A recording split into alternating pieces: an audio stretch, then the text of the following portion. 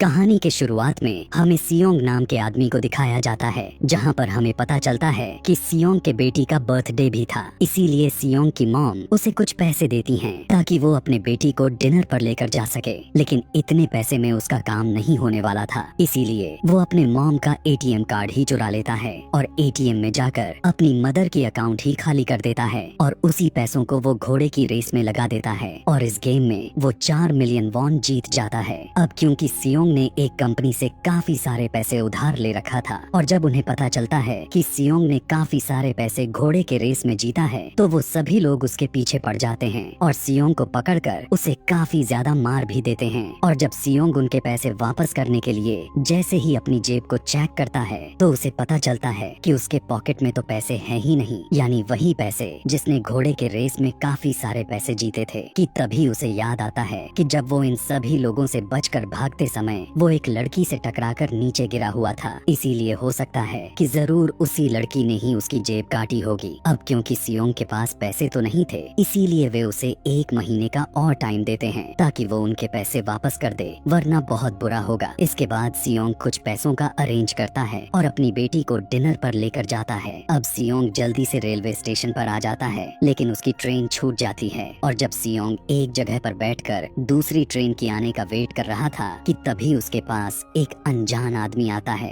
अब वो आदमी वहाँ पर बैठे बैठे सियोंग से कहने लगता है कि मैं तुम्हारे साथ एक गेम खेलना चाहता हूँ और अगर तुम इस गेम में जीत गए तो मैं तुम्हें 1 लाख वॉन दूंगा। इतने ज्यादा मात्रा में पैसों को देखकर सियोंग भी इस गेम को खेलने के लिए तैयार हो जाता है। इसके बाद सियोंग काफी मार खाने के बाद ये गेम आखिरकार जीत ही जाता है, यानी वो 1 लाख वॉन हासिल कर लेता है। कि तभी वो अनजान आदमी सियोंग को एक कार्ड देता है, यह कहकर कि अगर तुम और भी ज्यादा पैसे जितना चाहते हो तो इस कार्ड पर जो नंबर लिखा हुआ था उस पर कांटेक्ट कर लेना। जब वो अपने घर शाम को जाता है तब उसकी मदर उससे कहती है कि तुम्हारी बेटी अगले साल अपने सौतेले पिता के साथ यूएस में शिफ्ट हो रही है। इसी के थ्रू हमें यह पता चल जाता है कि सियोंग की डाइवोर्स हो चुकी है और उसकी वाइफ ने किसी और मर्द के साथ शादी भी कर चुकी है। लेकिन सियोंग यह बिल्कुल भी नहीं चाहता था कि उसकी बेटी उससे दूर हो जाए, पर उसे बहुत सारे पैसे चाहिए थे जो अपनी बेटी की कस्टडी वापस ले सके। अब जाहिर था कि उसके पास इतना पैसा नहीं था, इसीलिए सियोंग उस आदमी के दिए हुए कार्ड पर छपे नंबर पर कॉल करता है। इसके बाद सियोंग को एक गाड़ी में पिक किया जाता है जिस गाड़ी में और भी लोग थे, लेकिन उस गाड़ी में सभी लोगों को बेहोश कर दिया जाता है और जब उन सभी लोगों की आंखें खुलती हैं तब वे सभी के सभी एक बड़े से हॉल के अंदर होते हैं, जिस हॉल में सभी को मिलाकर 456 लोग मौजूद थे और ये सभी के सभी एक एक प्लेयर थे, क्योंकि उस सभी लोगों को एक सेम तरह के ड्रेस भी पहनाया गया था। यहाँ पर हम इस फैसिलिटी का होस्ट को देखते हैं जिसके चेहरे पर मास्क लगा हुआ था और वो सभी पर नजर रख रहा था। यहाँ पर सबसे कॉमन चीज ये थी कि जितने लोगों को यहाँ पर लाया गया था उस सभी ने किसी न किसी से बहुत ज्यादा कर्जे लिए थे, जिसे उस कर्ज को चुकाना नामुमकिन था। सियोंग यहाँ पर प्लेयर नंबर 1 से मिलता है जो कि एक बूढ़ा आदमी था। उस बूढ़े आदमी को ब्रेन ट्यूमर था और यही वजह थी कि वो यहाँ पर आया था, क्योंकि उसकी जिंदगी वैसे भी जल्द ही समाप्त होने वाली है। यहीं पर हम 2 प्लेयर्स, जिसमें लड़के का नाम जैंग और लड़की का नाम साइबयुक होता है, उनके बीच फाइट हो जाती है। अब यहाँ पर साइबयुक वही लड़की थी जो सियोंग के पैसे लेकर भाग गई थी, यानी उसी ने उसकी जेब काटी थी। सियोंग उसे देखते ही पहचान लेता है, इसीलिए वो अपने पैसे मांगने के लिए उसके पास जाता है कि तभी वहाँ पर कुछ गार्ड्स आ जाते हैं जिन्होंने पिंक कलर का यूनिफॉर्म पहना था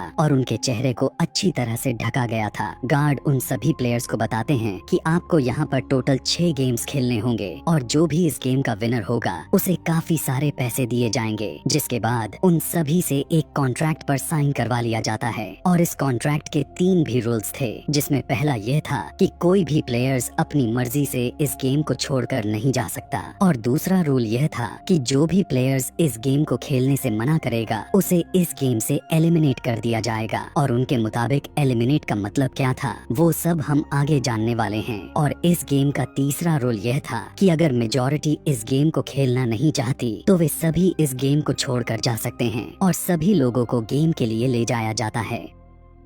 यहीं पर सियोंग अपने क्लासमेट सैंगवू से मिलता है, जो कि उसे बचपन से जानता था। सियोंग उसे देखकर काफी ज्यादा हैरान हो जाता है, क्योंकि वो तो किसी बिजनेस के लिए अपनी कंट्री से बाहर चला गया था। वहाँ पर पहले गेम के लिए एक बड़े से ग्राउंड में एक बड़ी सी डॉल भी थी, और इस गेम का रूल काफी इजी था। रूल यह था कि जब वो डॉल गाना गाएगी तब उन सभी लोगों को आगे बढ़ना है, और जैसे ही वो अपने गाने को गाना बंद कर देगी उससे पहले ही उन सभी लोगों को रुक जाना है और बिल्कुल भी नहीं हिलना है, और अगर कोई हिल गया तो उसे एलिमिनेट कर दिया जाएगा। यहाँ पर इन सभी लोगों को यह सब कुछ प्रैंक की तरह लग रहा था, लेकिन जब एक लड़का हिल जाता है तब उसे गन से शूट करके मार दिया जाता है, और एलिमिनेट का मतलब यही था कि उन्हें इस दुनिया से ऊपर जाने का रास्ता दिखा दिया जाएगा, यानी उन्हें जान से मार दिया जाएगा। यह देखकर सारे लोग काफी ज्यादा घबरा जाते हैं, और उन्हें पता चल चुका था कि अब वे सभी के सभी फंस चुके हैं। इसीलिए कुछ लोग डर कर भागने लगते हैं, और अब क्योंकि गेम का रूल था कि जो भी हिला तो उसे एलिमिनेट कर दिया जाएगा, इसीलिए जो भी हिलता है उसे मार दिया जाता है। और जितने भी सर्वाइवर बच गए होते हैं वो सभी किसी न किसी तरह से इस गेम को कंप्लीट कर लेते हैं, लेकिन जितने लोग मर गए होते हैं उनके डेड बॉडीज को वहाँ से ले जाया जाता है। और अब 456 प्लेयर्स में से सिर्फ 255 ही रह गए थे। अब क्योंकि वे सभी के सभी प्लेयर्स इतना ज्यादा डर गए थे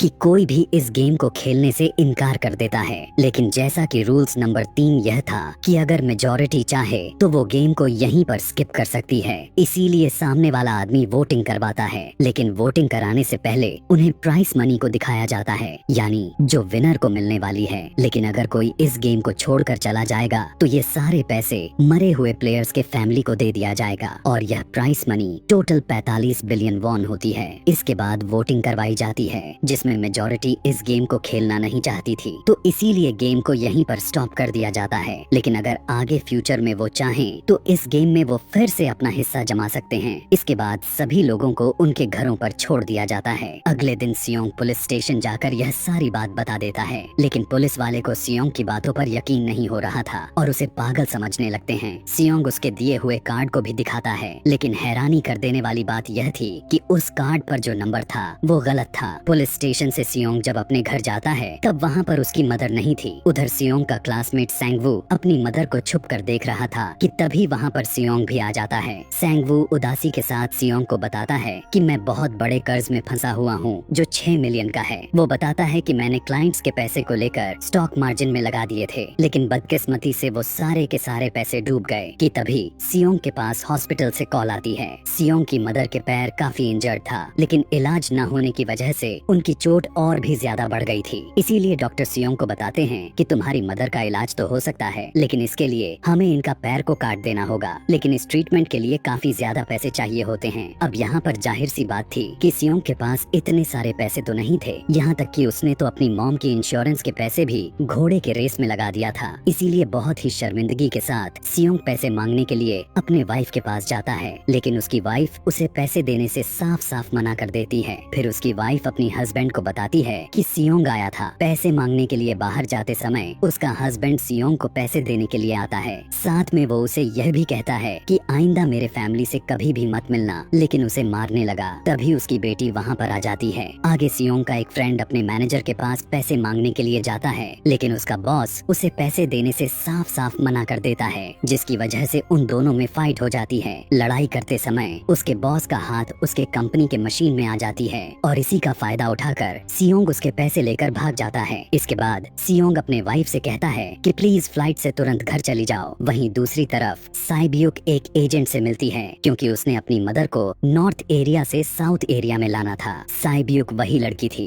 जिसने सियोंग के पैसे चुराए थे, लेकिन यहाँ पर अपने मॉम को लेकर आने के लिए उसे काफी सारे पैसे चाहिए थे। हमें पता चलता है कि साइब्यूक का एक छोटा भाई भी था, जिसने उससे वादा किया था कि मैं मॉम को जरूर वापस लाऊंगी। इसके बाद हमें एक पुलिस ऑफिसर को दिखाया जाता है। उसे पता चला था कि उसका भाई कुछ दिनों से गायब हो चुका है, इसीलिए वो अपने भाई के घर पर आया था। लेकिन यहाँ पर भी उसे पता चलता है कि पिछले कुछ दिनों से उसका भाई भी अपने घर पर भी नहीं आया। घर को चेक करने पर उसे एक कार्ड नजर आती है, और इस पुलिस ऑफिसर से ठीक ऐसा ही कार्ड पुलिस स्टेशन में सियोंग के पास भी देखा था, और वो तुरंत सियोंग के पास जाकर उससे इसके बारे में पूछता है, लेकिन अब सियोंग उसे कुछ नहीं बताता। इसके बाद सियोंग को वही कार्ड दोबारा से उसके घर के दरवाजे पर लगा हुआ मिलता है। उस कार्ड को देखकर सियोंग डिसाइड कर लेता है कि अब वो दोबारा से उस गेम को खेलेगा।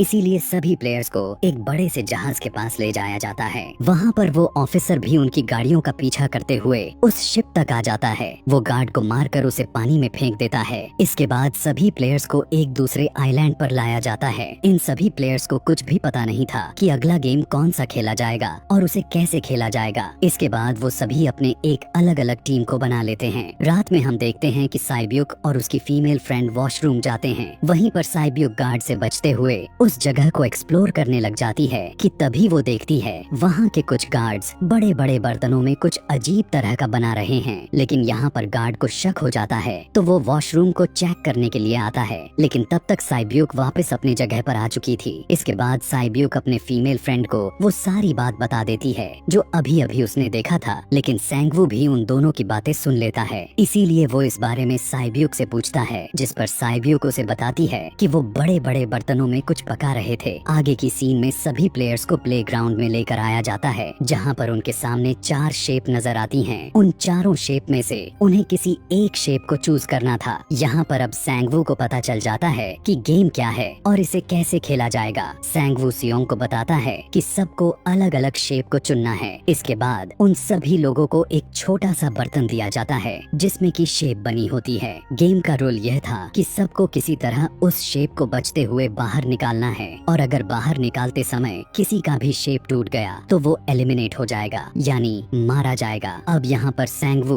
तो उस शेप को बाहर निकाल देता है, लेकिन सियोंग अभी भी गेम को खेल रहा था। उसकी हालत खराब होने लगी थी और घबराने भी लगा था, लेकिन वो फिर भी किसी न किसी तरह करके उस गेम को जीत जाता है और हारे हुए प्लेयर्स को वहीं पर शूट करके मार दिया जाता है। यहाँ पर अब 187 प्लेयर्स वापस आए थे, लेकिन अब उन सभी में से सिर्फ 108 ही प्लेयर्स बचे हुए थे। इसके बाद उन सभी को खाने के लिए ले जाया जाता है, लेकिन खाते समय जैंग की एक लड़के से फाइट हो जाती है, जहाँ पर जैंग उस लड़के को इतना ज्यादा मार देता है कि वो लड़का वहीं पर अपना दम तोड़ देता है। दूसरी तरफ हम देख पाते हैं कि उन सभी प्लेयर्स में से एक डॉक्टर होता है जो गार्ड के साथ मिलकर मरे हुए लोगों की ऑर्गन्स निकालकर उन्हें बेचने का काम करता है। इसीलिए जब भी डेड बॉडीज को ले जाते हैं तो वे सभी उन डेड बॉडीज को गायब कर लिया जाता है, क्योंकि ये सब कुछ एक प्लान के अकॉर्डिंग काम हो रहा था, क्योंकि ये सारा कुछ फ्रंटमैन से छुप कर हो रहा था। और यही वजह थी कि कंट्रोल रूम में अपना एक आदमी को बैठाया हुआ था जो कि उन लोगों की सारी वीडियो फुटेज डिलीट भी कर देता था। और गार्ड्स अपने काम के बदले में डॉक्टर को गेम के रूल्स बता देते थे ताकि वो अच्छे से सरवाइव कर सके। यहाँ पर एक गार्ड उसकी प्लेयर डॉक्टर को बताता है कि आज हमने प्लेयर्स को जानबूझकर खाना कम दिया है ताकि वो आपस में लड़ने लगे, जिससे होगा ये कि सारे वीक प्लेयर्स आउट हो जाएंगे। और इसी के साथ गार्ड डॉक्टर को अपने अगली गेम के बारे में भी बता देता है। अब 30 मिनट्स के बाद वहाँ की लाइट्स बंद होने वाली थी। अब यहाँ पर सैंगवू को पता चल चुका था कि सियोंग की टीम जरूर कोई उल्टा काम करेगी, इसीलिए वो उस टीम को अपने पास बुलाकर उसे आराम से रिलैक्स रहने के लिए कहता है। उधर जो डॉक्टर प्लेयर होता है वो जैंग के टीम में शामिल हो जाता है और वो डॉक्टर जैंग को भी बता देता है कि अगला गेम कौन सा खेला जाएगा। रात में लाइट्स ऑफ होने के बाद जैंग अपनी टीम के साथ मिलकर बाकी के कमजोर प्लेयर्स को मार देता है। जैंग एक लड़की को मारकर साइब्यूक को मारने जाता है, लेकिन तभी सियोंग उसे बचा लेता है। इसके बाद गार्ड्स वहाँ पर आकर उन सभी को रोक लेते हैं और अब टोटल 80 ही लोग बच गए थे सरवाइव करने के लिए। इसके बाद उन सभी को तीसरी गेम के लिए ले जाया जाता है और सभी प्लेयर्स को 10-10 की अलग अलग टीम को बनाने के लिए कहा जाता है और वे सभी ऐसा ही करते हैं जैसा कहा गया था, अपनी अपनी टीम बना लेते हैं। अब क्योंकि जैंग को आगे की गेम पता चल चुका था कि क्या होने वाला है, इसीलिए वो साइब्यूक की फीमेल फ्रेंड को अपनी टीम से निकाल देता है और वो अपनी टीम में सिर्फ मेल को ही रखता है और सियोंग भी अपनी एक टीम बना लेता है। अब क्योंकि उन्हें एक प्लेयर की जरूरत थी तो इसीलिए साइब्यूक की फीमेल फ्रेंड उनके टीम में शामिल हो जाती है, यानी यह गेम टग ऑफ वॉर का होता है, यानी उन्होंने अपने सामने वाले टीम को नीचे गिराना था। इसके बाद गेम को स्टार्ट कर दिया जाता है और जैंग की टीम बहुत ही आसानी से इस गेम को जीत जाती है। इसके बाद सैंगवू की टीम की बारी आती है। उसकी ही टीम में वो बूढ़ा आदमी कहता है कि मैं ये गेम बचपन में बहुत से टग ऑफ वॉर्स खेल चुके हैं, इसीलिए वो उन सभी को गाइड करता है कि इस गेम को कैसे जीतना है और बहुत कोशिश के बाद वो लोग इस गेम को भी जीत जाते हैं। फिर दिखाया जाता है कि ठीक आधे घंटे बाद दोबारा से लाइट्स ऑफ हो जाएंगी, जिस पर सियोंग उन सभी लोगों को कहता है कि इस बार रेडी रहना देखना सब। और वो सब डिसाइड करते हैं कि हम एक एक करके पहरा देंगे। और अब जैंग की टीम में एक से बढ़कर एक चालाक प्लेयर्स मौजूद था, तो इसीलिए जैंग को डर भी था कि उसकी ही टीम उसे ही मार ना दे। दूसरी तरफ डॉक्टर और गार्ड्स मिलकर डेड बॉडीज की ऑर्गन्स निकाल रहे थे और उस ऑर्गन्स को डिलीवर करने के लिए 2 गार्ड को जाना था। वहाँ वे सभी एक डेड बॉडीज के बारे में बातें करने लगते हैं जिसकी एक ही किडनी थी और वो सभी उसे जोम्बी कह रहे थे। अब यहाँ पर जो गार्ड नंबर 29 था, यानी जिसे उस ऑर्गन्स को डिलीवर करना था, वो कोई और नहीं बल्कि वो ऑफिसर ही था जो गार्ड का पीछा करते वक्त गार्ड का ही भेस ले लिया था। और इस बात को सुनकर उसे शक हो जाता है कि शायद ये लोग मेरे गायब हुए भाई की बात कर रहे हैं, क्योंकि उसकी भी एक ही किडनी थी। इसके बाद वो गार्ड नंबर 28 और 29 उस ऑर्गन्स को डिलीवर करने के लिए चले जाते हैं। रास्ते में वो ऑफिसर देखता है कि टनल में तो बॉम्ब को सेट किया गया है। तब नंबर 28 उसे बताता है कि जब हम यहाँ से बाहर निकलेंगे तो इस जगह को ब्लास्ट कर दिया जाएगा। और अब यहाँ पर वो ऑफिसर नंबर 28 वाले गार्ड से और भी इंफॉर्मेशन लेने के लिए कोशिश करता है। उसकी बात को सुनकर अब नंबर 28 को उस पे डाउट होने लग जाता है, इसीलिए वो उस ऑफिसर को अपना फेस दिखाने के लिए कहता है। वो ऑफिसर अपना फेस तो दिखा देता है, लेकिन साथ में वो उस पर गन भी पॉइंट कर देता है। और इसी के साथ वो ऑफिसर उसे एक किडनी वाले आदमी के बारे में भी पूछता है कि वो कौन है जिसे तुम लोगों ने जोम्बी कहते थे, जिस पर वो 28 नंबर वाला आदमी कहता है कि वो तो एक लड़की थी। और वो ये भी कहता है कि तुम लीडर के रूम में जाकर सारे इंफॉर्मेशन देख सकते हो, वहाँ पर सबका डेटा मौजूद है। ये जानने के बाद वो ऑफिसर 28 नंबर वाले गार्ड को वहीं पर मार देता है। दूसरी तरफ वो डॉक्टर गार्ड से अगली गेम के बारे में पूछता है, लेकिन इस बार गार्ड को भी अगली गेम के बारे में कुछ भी पता नहीं था। इसीलिए डॉक्टर को बहुत ज्यादा गुस्सा आ जाता है और वो एक गार्ड को पकड़ लेता है, जिसकी वजह से इनमें फाइट हो जाती है। इसी दौरान वो डॉक्टर उस गार्ड को मारकर वहाँ से भाग जाता है। एक दूसरा गार्ड डॉक्टर का पीछा करता है, जो दोनों एक प्लेग्राउंड में आ जाते हैं। यहाँ पर गार्ड डॉक्टर को अपनी बातों में फंसाकर उसे मारने वाला था,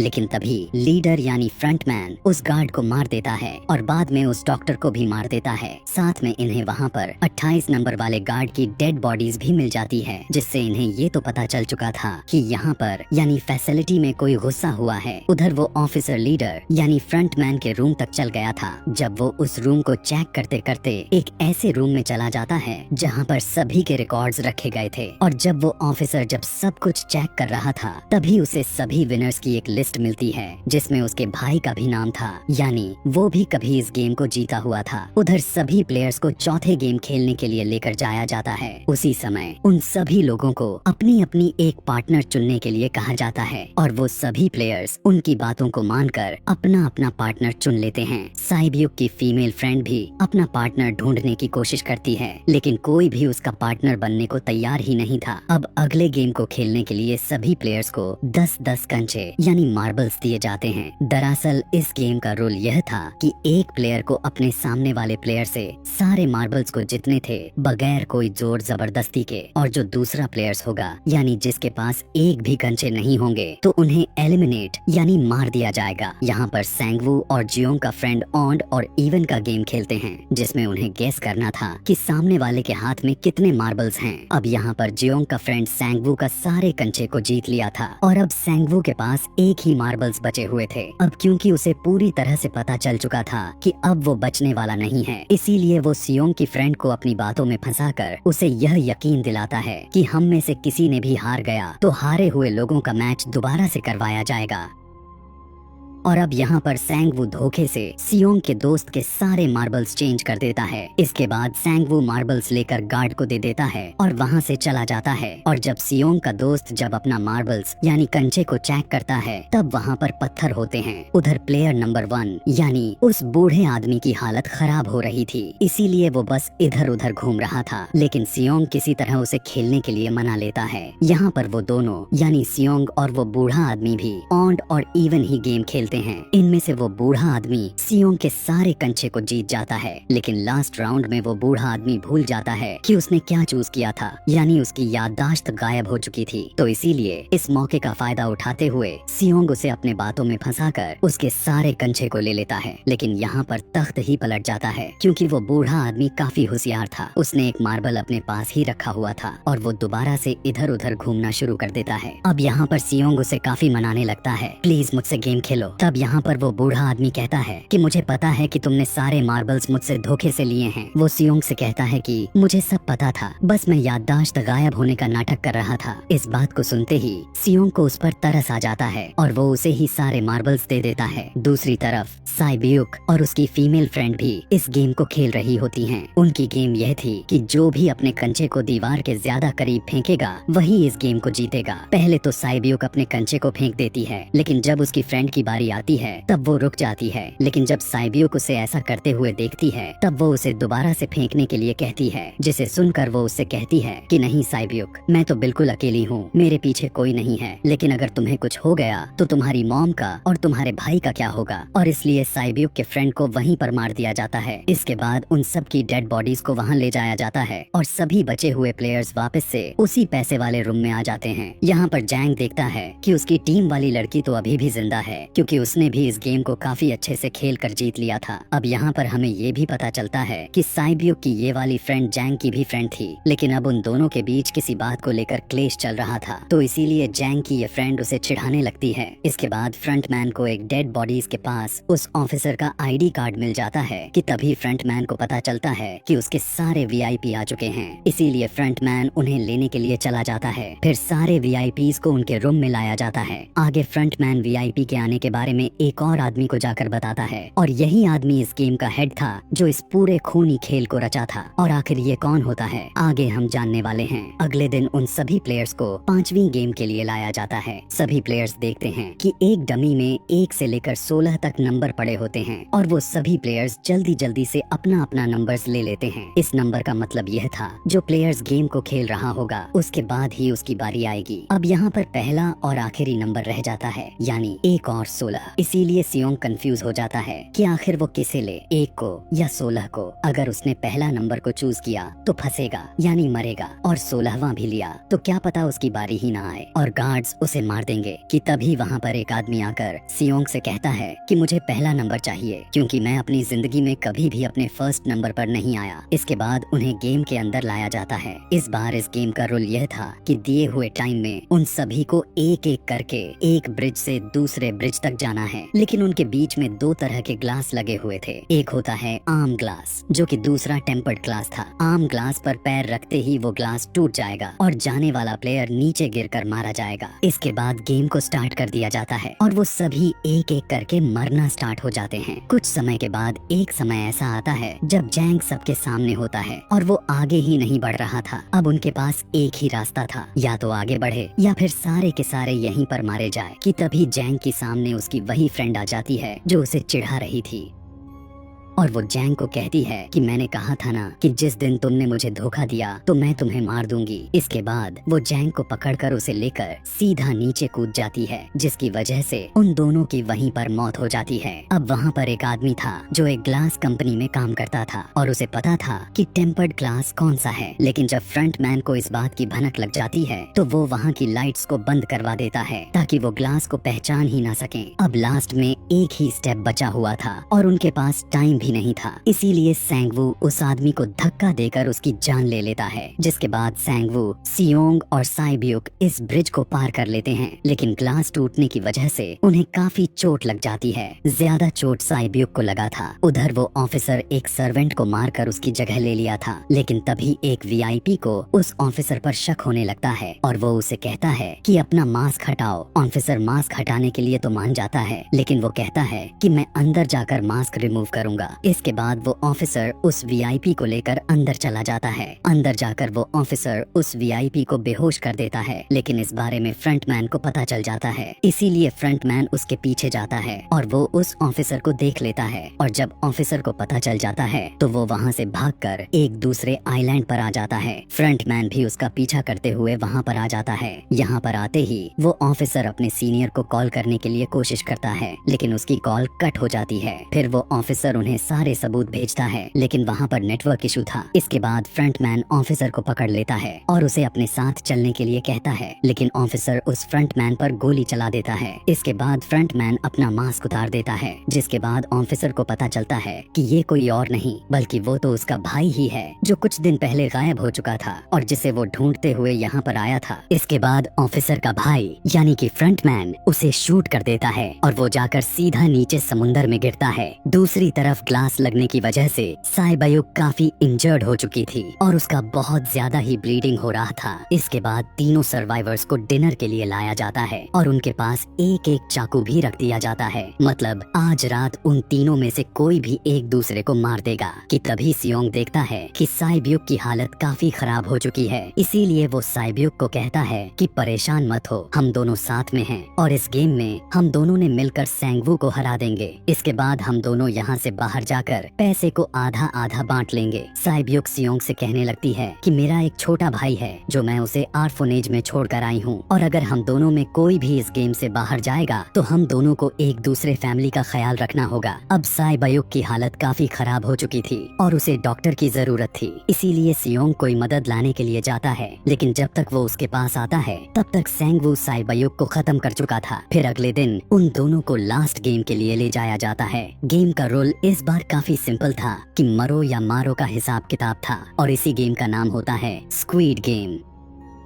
इसके बाद गेम को स्टार्ट कर दिया जाता है और उन दोनों के बीच में काफी ज्यादा फाइट होती है, लेकिन लास्ट में सैंगवू की हालात खराब होने लगती है। तभी सियोंग कहता है कि मैं इस गेम को यहीं पर रोकना चाहता हूँ, और तभी सियोंग सैंगवू को अपने साथ चलने के लिए भी कहता है, लेकिन सैंगवू अपने आप को ही मार डालता है, जिसकी वजह से सियोंग इस गेम को पूरी तरह से जीत जाता है। फिर फ्रंटमैन सियोंग से कहता है कि तुम बहुत अच्छा खेले, लेकिन मुझे ये उम्मीद नहीं थी। जिसके बाद सियोंग को उसके घर पर छोड़ दिया जाता है और उसके पास एक एटीएम कार्ड था, और जब सियोंग उस एटीएम कार्ड को चेक करता है तो वो देखता है कि सारे पैसे उसके अकाउंट में भेज दिए जाते हैं। इसके बाद सियोंग अपने घर जाता है, लेकिन तब तक उसकी मॉम मर चुकी होती हैं। आगे हमें 1 साल बाद का सीन को दिखाया जाता है, जहां पर हम देखते हैं सियोंग की अब हालत काफी खराब हो चुकी है, यानी वो अब काफी नशा करने लग गया है और उसने अभी तक उन पैसों को हाथ तक नहीं लगाया था। एक दिन फूल बेचने वाली औरत उसके पास आती है, वो उसे बिल्कुल वैसा ही कार्ड देती है जिसमें एक एड्रेस लिखा हुआ था। जिसके बाद सियोंग उसी एड्रेस पर चला जाता है, जहां पर पता चलता है कि ये सारा खेल को रचा गया किसी और का नहीं बल्कि उस बूढ़े